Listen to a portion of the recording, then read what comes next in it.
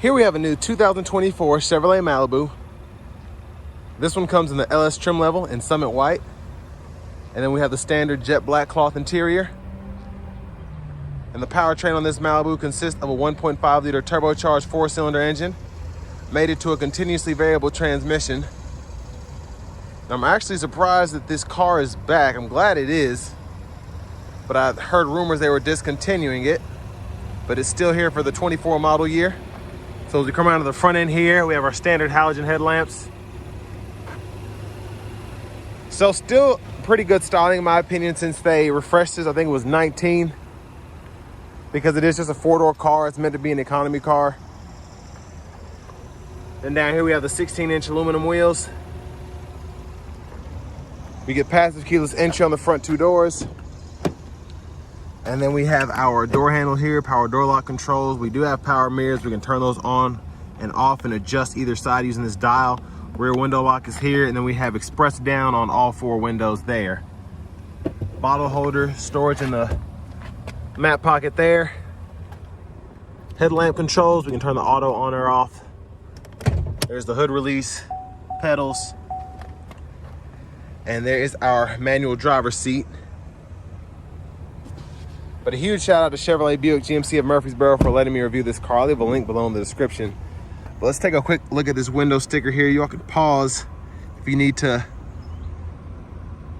get a closer look at anything, but sticker price is $26,415. So still a relevant car in my opinion, just because of the fuel economy, safety ratings, and most importantly, the price. But let's go ahead and check out this rear leg room here. I have the seat up front adjusted for someone of my size, being 6'3" with longer legs. So sitting behind myself, not bad space, especially for a 4-door car. That's kind of my leg room there. We do have a seat back pocket on the front passenger side. 12 volt down there. But you can see they try to save as much money as possible. One thing I'm so happy they did was put these huge hooks on the back, because a lot of people use this for commuting and things of that nature. So I can hang several plastic or metal hanger hooks there if I want to keep my shirts nice and tidy.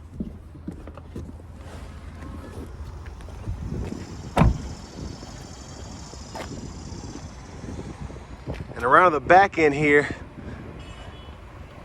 pretty standard since 2016. It's the same rear end we've had, but I'm impressed that we have these standard park assist sensors. That's something new. And there's the cargo space. We're gonna pull that latch to lower the rear seats. And then I believe that's a tire inflator kit underneath there. So again, just trying to save as much money as possible building these. But I'm gonna show you how that seat folds down here in a moment. Fuel filler there.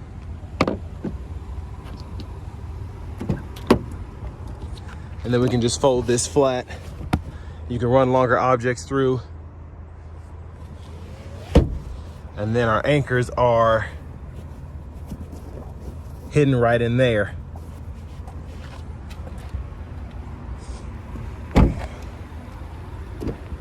And then to our front passenger side, we can actually raise and lower the seat on this side as well. So that's pretty impressive, honestly. Even though it's manual, a lot of cars you can only move back or forth.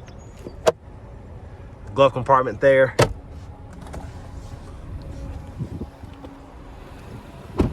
But I've owned 2 Malibus in the past. They were both 2016. One of my favorite cars. I wish they would make an EV version.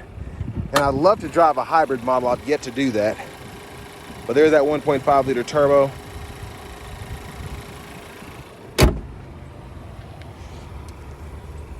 And now we're gonna go ahead and hop in the driver's seat.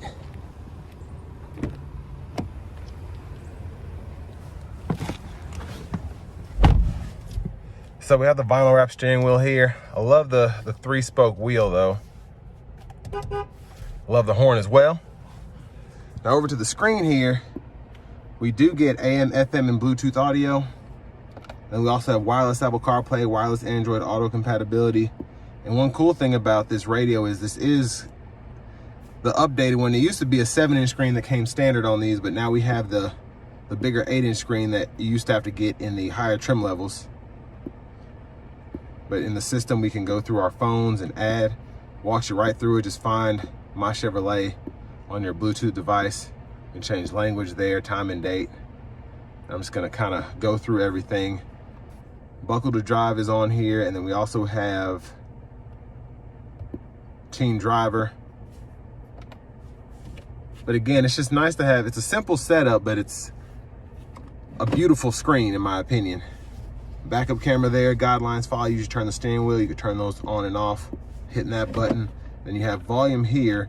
You can click there to mute or hold the button to power the whole system down. And then auto stop toggles there for those of you that don't like it. Hazards. And then we have single zone manual climate control, so fan speed can be adjusted here, defrosters, and then fan direction, temperature on this side. And then down here, I do like that we have a USB-C port, USB-A, then an aux input, along with the 12 volt. And then those standard rear parking sensors, we can toggle those, traction control there.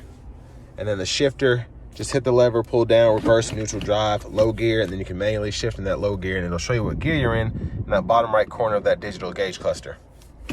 The digital readout, I should say. The whole gauge cluster isn't digital, but electronic parking brake, pull up to engage, hit the brake, press down to disengage.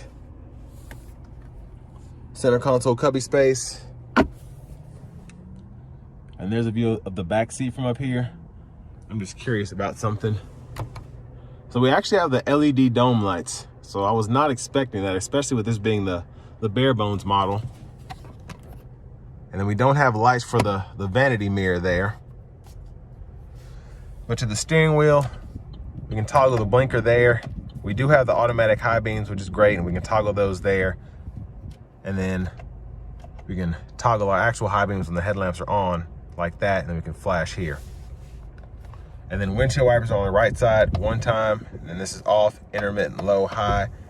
We can adjust the intermittent here, and then we can push up here for the front wiper fluid.